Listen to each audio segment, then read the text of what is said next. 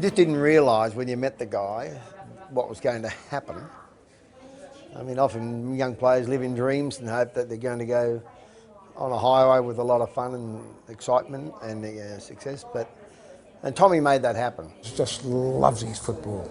He would even, I mean, you don't measure these things, you can't measure these things, but I suspect he loves it even more than me, you know, so that's bad. I would border on obsession. People who know us both would say, forget the border, there's no border. You know, he's a pretty ruthless coach. I mean, going to a game of footy and playing for the Tigers was like having a holiday from training. You know. I must say this, that I never thought Tommy Hafey would actually make it as a coach, because in his first game as coach of the Tigers, it was against Carlton out at Princes Park, and he selected me in his first ever side as 19th man. Can you believe that, Tommy? You selected me as 19th man.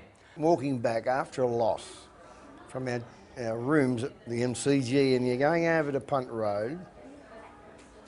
Tommy doesn't talk for about an hour or so after the game, not a happy little Vegemite. And Maureen, all the players will be walking with Maureen, because we want Maureen just to melt him down a little bit, just to make him a little bit at ease that there's another game coming up, and, you know, player welfare and care on the training tracks. This is important. And so we'd be walking with Maureen. We wouldn't be worried about walking with Tom. So I sat on the bench next to him. 10 minutes into the game, I said to Tommy, we're struggling, you better get me onto the ground. He just looked at me with a stony face, never said anything. And then just before half-time, I said, we're starting to struggle. You need an injection of youth, you better put me on.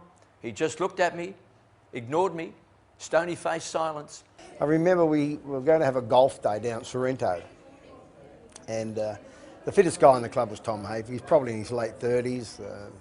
Everybody's teeing off, and, you know, some guys are really great at golf, and others don't have the eye-hand coordination to hit a ball beautifully off a tee. Well, you know, Tommy walked up and probably didn't even know how to put the ball down on top of the tee, and he's got this fantastic build, muscle tone, and the big swing come back, and the ball probably dribbled off the tee about 9 yards. Well, do you reckon the players didn't burst out into laughter? All the training, all the sit-ups, all the push-up, you know, make it happen. This is your opportunity. This ball has dribbled down the fairway, and I've never seen a team so happy in all their life. Late in the final term, the late Peter Hogan got knocked out and carried off on a stretcher. I was the only one left on the bench, and Tommy was tossing up, even then, whether to put me onto the ground. Finally, he put me onto the ground. The greatest 2 minutes ever played in AFL football. I went home that night, my mum said to me, what do you think of Tom Hafey, the new coach? I said, he'll never last. He's got no idea whatsoever. He couldn't even recognise the greatest rover in the game was sitting beside him. Tom is he's unbelievable when you think about what he's done and also what he still does. I mean, particularly in the way of health and fitness. He doesn't smoke, doesn't drink. Boring. I'm kidding, Tommy.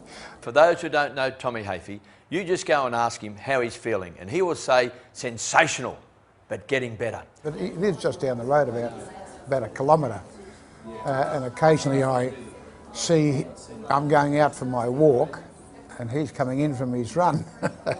That's the difference. And he also goes into the sea. Guess how he celebrated today? He got up and swam across Port Phillip Bay. Came back, did 2,000 push-ups, 2,000 sit-ups, and then ran half a marathon. He is absolutely incredible. I haven't heard anyone speak of anything bad about Tommy. I mean, if you talk about harsh words, well, I don't think that's bad, particularly when you're a coach and you're under time pressure during a game, etc., etc., etc. Yeah, we thought Maureen was a saint, and we know that Tommy cannot play golf. Anyway, Tommy, just as an aside, it seems an aside when you're involved, but to be 80, well done. I mean, you carry on like a 21-year-old. You're a disgrace to age group that you're in. So well done, Tom. Have a great 80th birthday with your family. You've been a marvellous mentor, not only for myself, but many, many great Australian people, and obviously the boys that play for you. And we love you, and we want to see you to get to 90. Tommy, have a great day. Drive that Jeep, but drive carefully. I just want to warn people out there, Tommy is the worst driver in the world. He's got this new Jeep, of course, which is a great sponsor of the Richmond Football Club. But if you see him on the road, give him a wide berth because we want him to reach 100. Have a great day.